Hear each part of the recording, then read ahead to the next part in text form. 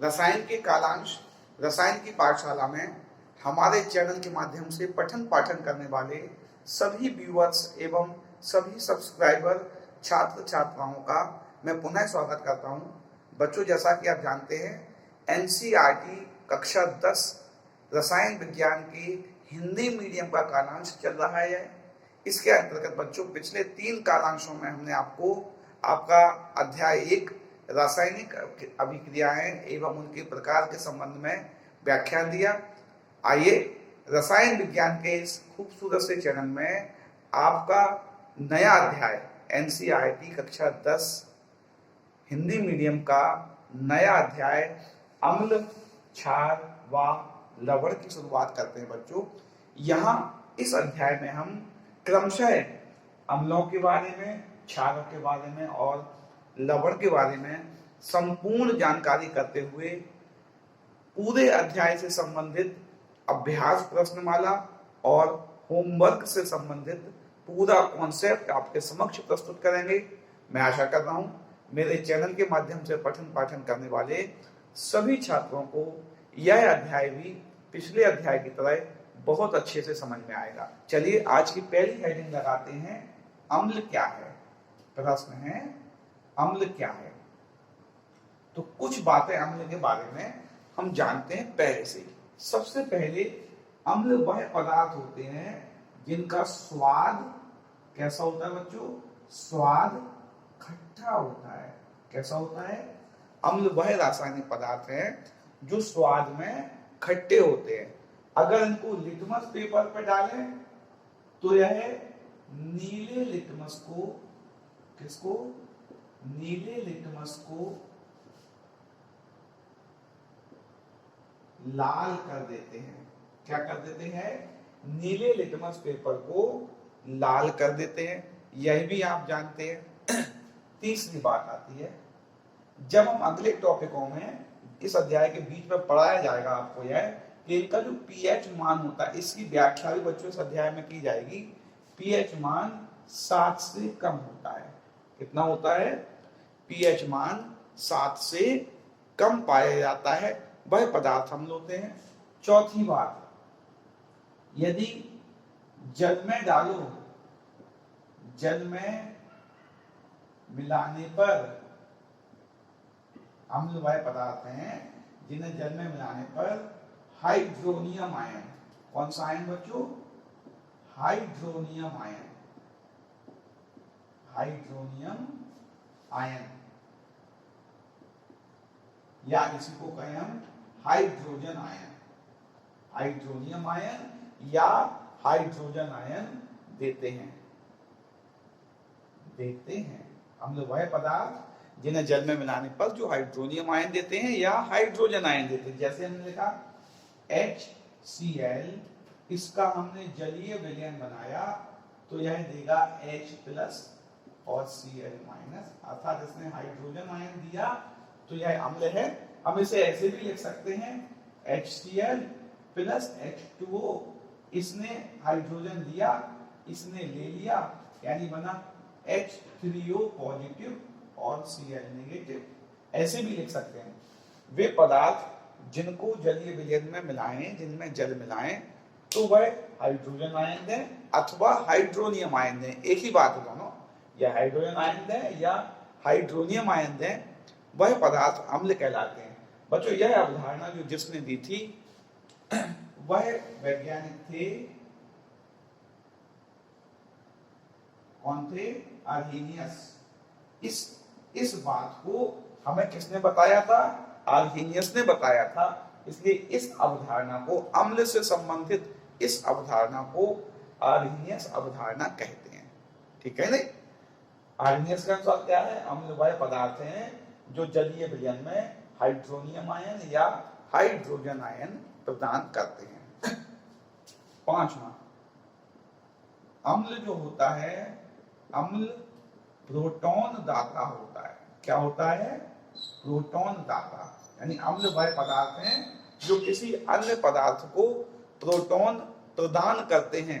जैसे हमने लिखा, अभी आगे लिखा था HCl + NH3 और ये बना H NH4 पॉजिटिव और Cl नेगेटिव। इसने इसको एक प्रोटॉन दान कर दिया, इसने इसको एक प्रोटॉन दान कर दिया, तो यह पदार्थ क्या है? अम्ल है। यानी कि अम्ल प्रोटॉन दाता होते हैं।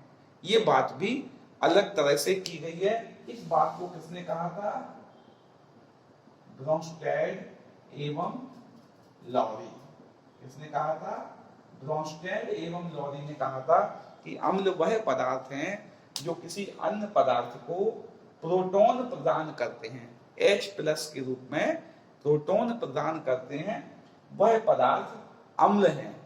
एक अवधारणा और है छठवीं, जो अम्ल है, अम्ल इलेक्ट्रॉन ग्राही होते हैं। क्या होते हैं बच्चों? अम्ल इलेक्ट्रॉन ग्राही होते हैं। जैसे हमने कहा, अगर बोरोन ट्राइफ्लोराइड लिखें और अमोनिया लिखें, और इलेक्ट्रॉन भी कौन से? एकाकी, है ना? इस पर एकाकी इलेक्ट्रॉन होते हैं, यह इसे इलेक्ट्रॉन दे सकता है, यानी ये इलेक्ट्रॉन ग्राही है। यह अवधारणा लुईस अवधारणा है। कौन सी है? लुईस अवधारणा। देखिए दोबारा समझिए। अम्ल क्या है? अम्ल वह रासायनिक पदार्थ हैं जिनका स्वाद खट्टा होता है, जो नीले लिटमस पेपर को लाल कर देते हैं, और इन्हें जल में मिलाने पर हाइड्रोनियम आयन या हाइड्रोजन आयन प्राप्त होते हैं। ऐसे पदार्थ अम्ल कहलाते हैं। जल में मिलाने पर हाइड्रोनियम और हाइड्रोजन आयन की अवधारणा आर्हेनियस ने दी थी, इसलिए इसे आर्हेनियस अवधारणा भी कहते हैं। अम्ल एक दूसरे तरह से परिभाषित किया जा सकता था। अम्ल वह पदार्थ हैं जो प्रोटॉन प्रदान करते हैं या इलेक्ट्रॉन ग्रहण करते हैं। प्रोटॉन प्रदान करने वाले पदार्थ की अवधारणा ब्रोंस्टेड और लॉरी ने दी थी, इसे लुईस ने दी थी। बच्चों बिल्कुल ठीक ऐसा ही क्षार भी है, क्षारक भी है। सेम ऐसी बातें क्षार के बारे में भी है। अगर आप यही समझ लें, इनका स्वाद, क्षार का स्वाद तीक्ष्ण होगा, अंतर आ जाता है। अगर यह लाल लिटमस को नीला करेंगे, इन्हें जल में मिलाने पर हाइड्रोक्सिल आयन मिलेंगे। क्या मिलेंगे? हाइड्रोक्सिल आयन मिलेंगे। वही भी आर्हेनियस अवधारणा होगी। यह प्रोटॉन ग्राही होंगे, वह भी ब्रोंस्टेड अवधारणा होगी, और यह इलेक्ट्रॉन दाता होंगे, एकाकी इलेक्ट्रॉन युग्म दाता होंगे। ठीक है ना? तो अब आपसे कोई पूछता है कि अम्ल और क्षार में अंतर बताइए, तो आप आसानी से उस अंतर को बता सकते हैं। आपसे पूछा जाए कि अम्ल और क्षार संबंधित आर्हेनियस अवधारणा लिखिए। आर्हेनियस के अनुसार क्या है? अम्ल वह पदार्थ हैं जिन्हें जल में मिलाने पर हाइड्रोनियम आयन बनाते हैं, और क्षारक वह पदार्थ हैं जो जल में मिलाने पर हाइड्रोक्सिल आयन देते हैं। ठीक है ना? ये बात आपको आ रही है। अब हम देखते हैं अम्लों का वर्गीकरण। क्या देखें? अम्लों का वर्गीकरण। ठीक है नहीं? पहले कुछ अम्ल देख रहे हैं प्राकृतिक अम्ल। कौन से वाले देख रहे हैं? प्राकृतिक अम्ल।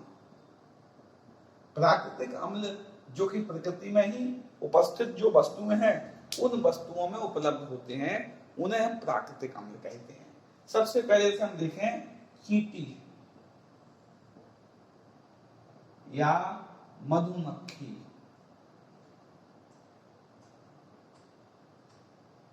के डंक में, जिनका जब डंक लगता है हमें, तब ये इनका एक डंक लगता है तो एक एसिड निकलता है, उसमें वो एसिड हमारे बॉडी के अंदर पहुंच जाता है। जब ये डंक मारती हैं तो एक एसिड निकलता है, वह एसिड होता है फॉर्मिक एसिड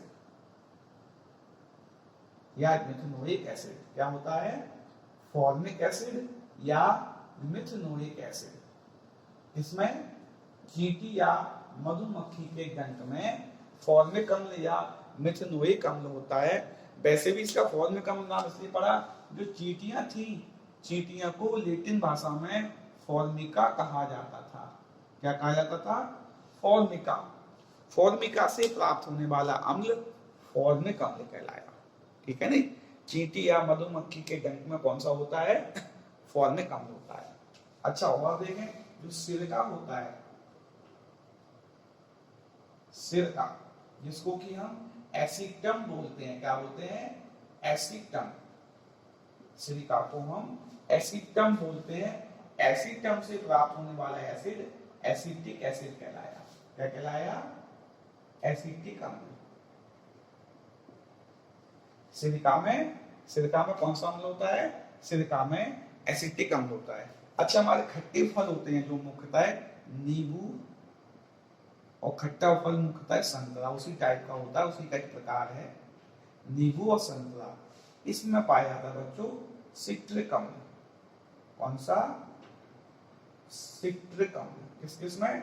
नींबू और संतरा आदि पदार्थों में सिट्रिक अम्ल पाया जाता है। अच्छा, दही जो होता है हमारा, दही, इसमें लैक्टिक अम्ल पाया जाता है। क्या पाया जाता है? दही में लैक्टिक अम्ल पाया जाता है। एक और खट्टा पदार्थ होता है इमली। इमली में हमारा टार्टरिक अम्ल होता है। क्या होता है इमली में हमारा? टार्टरिक अम्ल। तो बहुत से प्राकृतिक पदार्थ होते हैं जो खट्टे होते हैं। मुख्यतः एक बेसिक बात होती है, वो खट्टे होते हैं उनमें कोई ना कोई अम्ल अवश्य उपस्थित होता है। जैसे कि चींटी और मधुमक्खी के गंध में जो अम्ल निकलता है वह फॉर्मिक अम्ल होता है। फॉर्मिका से इनका नाम फॉर्मिक अम्ल आया। और भी लिखा सिरका में एसिटिक अम्ल होता है, एसिटम से नाम आया।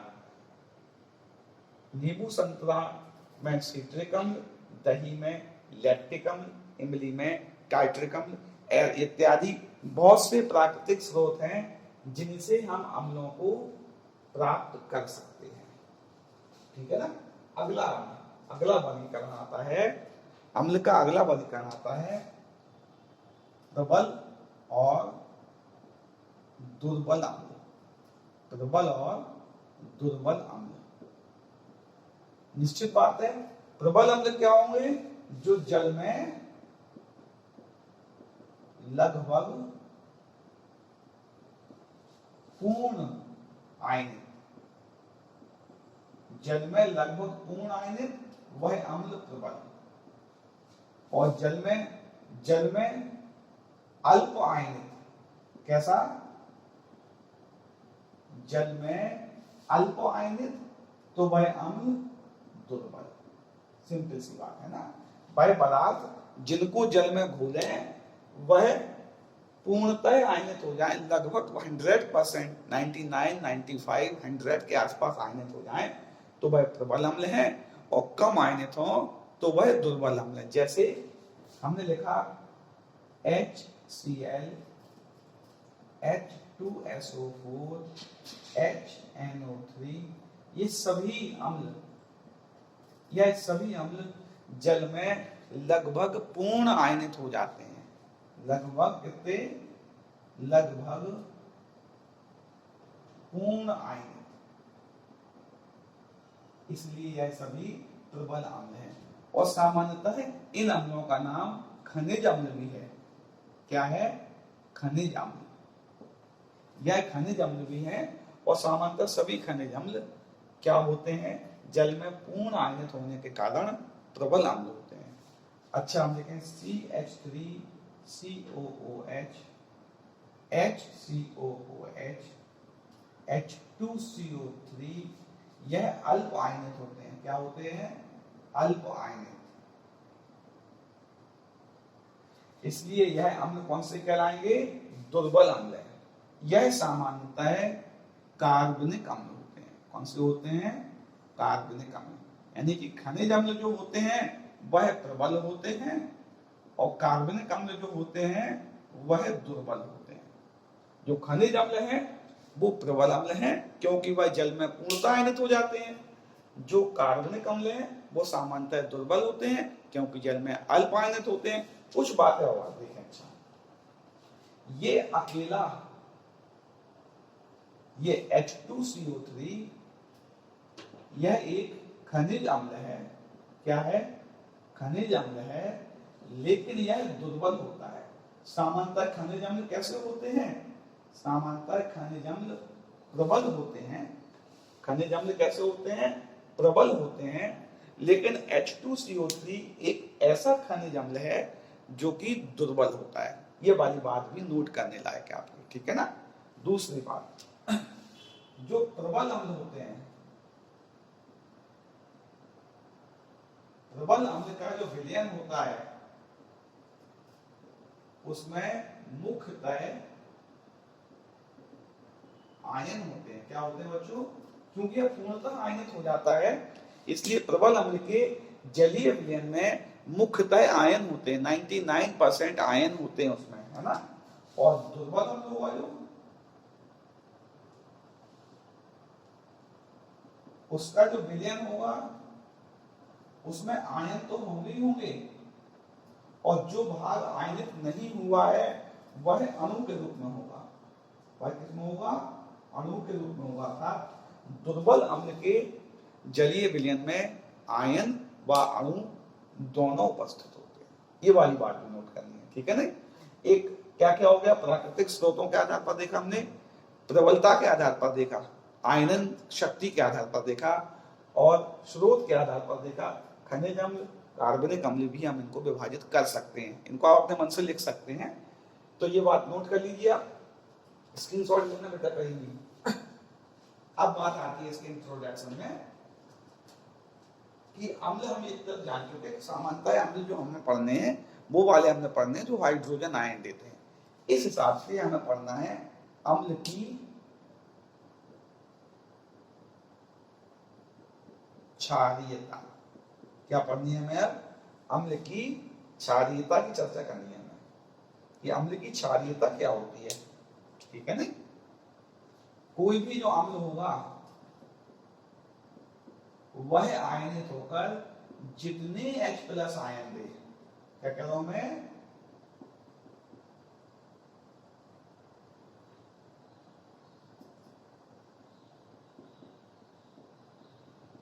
क्या करूं मैं, अम्ल आयनित होकर जितने हाइड्रोजन आयन उपलब्ध करवाएगा किसी भी रासायनिक अभिक्रिया में, अम्ल आयनित होकर जितने भी हाइड्रोजन आयन उपलब्ध करवाएगा वह उस अम्ल की क्षारीयता कहलाएगी।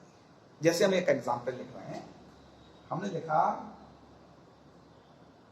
Na+H2SO4 gives लेस देन किया हमने 200 डिग्री सेंटीग्रेड, बना NaHSO4 प्लस H2O।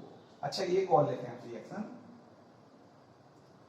H2 निकलेगा, है ना, बैलेंस नहीं है वो, और लिखे हम Na प्लस, बैलेंस नहीं करने बच्चों इसमें ना, H2SO4 200 degree centigrade Na2SO4 plus H2। इन दोनों बातों को हम ध्यान से देखें बच्चों, यहां इस अम्ल ने अपना एक हाइड्रोजन हटाया, उसकी जगह Na आया है। यहां जो अम्ल था, इस अम्ल ने इस रासायनिक अभिक्रिया में एक हाइड्रोजन हटाया, उस हाइड्रोजन की जगह सोडियम लगाया, अर्थात यहां इसकी अम्लीयता, यहां इसकी क्षारीयता एक है। ध्यान रखना आपको, जितने हाइड्रोजन आयन उपलब्ध करवाएगा वह उसकी क्षारीयता। इस रासायनिक अभिक्रिया में उसने 2 हाइड्रोजन आयन उपलब्ध करवाए जिनकी जगह 2 सोडियम आयन आ गए हैं, तो यहां इसकी क्षारीयता 2 है। कितनी क्षारीयता? 2 है। तो परिभाषा आपको समझ में आ रही है। क्षारीयता क्या है? किसी भी अम्ल के को जब जल में विलय किया जाता है, जल में घोला जाता है, तो वह जलीय विलयन में कितने हाइड्रोजन आयन उपलब्ध करवा रहा है वह उस अम्ल की क्षारीयता कहलाती है। कुछ अम्लों की क्षारीयता हम लिखते हैं, जैसे हमने कहा HCl, HNO3, इनकी क्षारीयता 1 है, ठीक है नहीं। HCl, HNO3 की क्षारीयता 1, क्योंकि एक हाइड्रोजन देता। और देखें H2SO4, H2CO3, इनकी क्षारीयता 2 है। कितनी है बच्चों? 2। और देखें H3PO3 और H3PO4, इनकी क्षारीयता में अंतर आ जाता है। दोनों की क्षारीयता कितनी है भाई? P double bond 2। हम इसको देखेंगे नहीं बेटा, है ना, इसको हम देखने का प्रयास करेंगे, क्षारीयता निकालें कितनी है, इनकी क्षारीयता निकालें। और देखें CH3COOH और देखा हमने HCOOH, इनकी क्षारीयता कितनी हुई, इस बात को बच्चों हम देखते हैं, है ना। इनकी स्ट्रक्चर बनाएं, इसमें देखें इनकी क्षारीयता कैसे काउंट होगी। सामान्यतः जब हम स्ट्रक्चर बनाएंगे, जब हम संरचना बनाएंगे, संरचना से ही हमें मालूम चल जाएगा कि इसमें कितने हाइड्रोजन H प्लस के रूप में आयनित हो सकते हैं। इसकी बनाए पहले P double bond O OH OH और H3PO3 है ना, और H हो गया ना, किसका हो गया ये H3PO3। अच्छा H3PO4 बनाए P double bond O OH OH OH, ये बन गया H3PO4। इसका बनाए C 3 H है और C double bond O OH, और यहां बनाए H C double bond O OH। अब आप ध्यान लगाएं बच्चों, हाइड्रोजन तो बहुत से दिख रहे हैं, इसमें हाइड्रोजन 3 दिख रहे हैं, लेकिन इसकी जो क्षारीयता है, इसकी जो क्षारीयता है वह क्षारीयता 2 है। कितनी है इसकी क्षारीयता, इसकी क्षारीयता 2 है, क्योंकि जो H प्लस के रूप में आयनित होगा वह ऑक्सीजन से जुड़ा हुआ है, इन सब में किससे जुड़ा हुआ है, वह ऑक्सीजन से जुड़ा हुआ है। 2 H है यहाँ पे, दो, ये एक और एक ये 2, या ये वाला H जो है यह क्षारीयता को प्रदर्शित नहीं करेगा, यह सीधा फास्फोरस से लिंक है। तो OH वाले हाइड्रोजन काउंट करने में, इसलिए मैं इनमें तो एक ही H दिख रहा था डायरेक्ट, उसमें 2 दिख रहा है, 2 OH आएंगे। इसमें OH वाले हाइड्रोजन काउंट करने तब इनकी क्षारीयता निकलेगी। तो इसकी क्षारीयता देखने में 3 दिख रही है, लेकिन क्षारीयता 2 है। क्यों? क्योंकि इसमें 2 OH बंद हैं। इसमें देखो बच्चों 3 OH बंद है, OH OH OH, इसकी क्षारीयता 3 है। कितनी क्षारीयता इसकी, इसकी क्षारीयता 3 होगी। इसकी क्षारीयता की बात करें, ये वाला बंद, ये वाले जो बंद है यह OH बंद नहीं है, ये क्षारीयता में नहीं आएंगे, ये क्षारीयता में आएगा। इसकी क्षारीयता 1 है और इसकी क्षारीयता भी 1 है। तो क्षारीयता क्या होती है, कोई भी अम्ल रासायनिक अभिक्रियाओं में या जल में विलय करने पर जितने हाइड्रोजन आयन उपलब्ध करवाए वह उसकी क्षारीयता है। यह रासायनिक अभिक्रिया की प्रकृति के हिसाब से चेंज भी हो जाती है। जैसे हमने पिछले में देखा था, सल्फ्यूरिक अम्ल 200 डिग्री सेंटीग्रेड से कम तापमान पर जब सोडियम धातु से क्रिया कर रहा था तो उसकी क्षारीयता 1 थी, और 200 से अधिक तापमान पर रिएक्शन कर रहा था तो उसकी क्षारीयता 2 थी। ठीक है ना, तो क्षारीयता आपको समझ में आ रही है ना। एक क्वेश्चन और आपसे पूछते हैं, जैसे क्वेश्चन आया ऑक्सैलिक अम्ल की क्षारीयता बताइए। किसकी बताना बेटा, ऑक्सैलिक अम्ल की क्षारीयता बताइए। तो ऑक्सैलिक अम्ल लिखा हमने COOH, इसकी क्षारीयता देखें। पहले हम इसका स्ट्रक्चर बनाएं,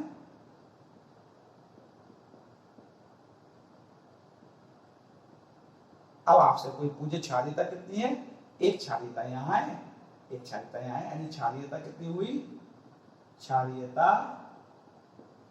2 हो गई। कितनी हो गई क्षारीयता, 2 हो गई। ठीक है नहीं। अब आपको बहुत से प्रश्न आ जाएंगे। एक प्रश्न जो अगली कक्षाओं में आपसे पूछा जाएगा वह पूछा जाएगा तुल्यांकी भार। क्या पूछा जाएगा बच्चों, तुल्यांकी भार। अगर आप क्षारीयता निकालना सीख जाएंगे तो आप तुल्यांकी भार बहुत आसानी से निकाल सकते हैं। जैसे अम्ल का निकालना है ना, तो लिखेंगे अम्ल का अनुभार बटे उसकी क्षारीयता। क्या लिखेंगे, अम्ल का अनुभार बटे उसकी क्षारीयता। अब आपको बहुत आसान हो गया। हमने कहा H2SO4 के लिए निकालना है, E निकालना है। पहले इसका हम अनुभार लिखेंगे। अनुभार कैसे लिखते हैं, 2H का 2, 1S का 32, 4O का 64 बटे इसकी क्षारीयता 2 होती है। कितनी होती है इसकी क्षारीयता, 2 होती है। तो 298/2 49 आ गया। इसका तुल्यांकी भार कितना हो गया? 49 हो गया। जैसे आपसे कहा जाए H3PO3 का तुल्यांकी भार निकालिए। कैसे निकालेंगे आप H3PO3 का? 3H का 3, P का 31 और 3O का 48/2। 2 क्यों आया बेटा? क्योंकि इसकी क्षारीयता 2 होती है। अभी हमने देखा था इसकी क्षारीयता कितनी होती थी? 2 होती थी। अब हम कर लेंगे 40 और 30 70 80 82 हो गया। ये हमें लगता है कितना हो गया? 40 50 और 30 80 और 82/2 आंसर आया 41। इसका तुल्यांकी भार कितना होगा? इसका तुल्यांकी भार 41 होगा H3PO3 का। तो मैं आशा कर रहा हूं जो अम्लों का इंट्रोडक्शन चल रहा था वो टॉपिक आपको बहुत अच्छे से समझ में आ गया होगा। अगले कालांश में हम अम्लों के बनाने की प्रमुख विधियां, अगर समय मिलता है तो उसी कालांश में उनके रासायनिक गुणों की चर्चा करेंगे। तब तक के लिए बच्चों इन सब टॉपिक को नोट कीजिए। नोट्स भी आपको इसी डिस्क्रिप्शन बॉक्स में इसी चैनल के लिंक के साथ उपलब्ध हो जाएंगे।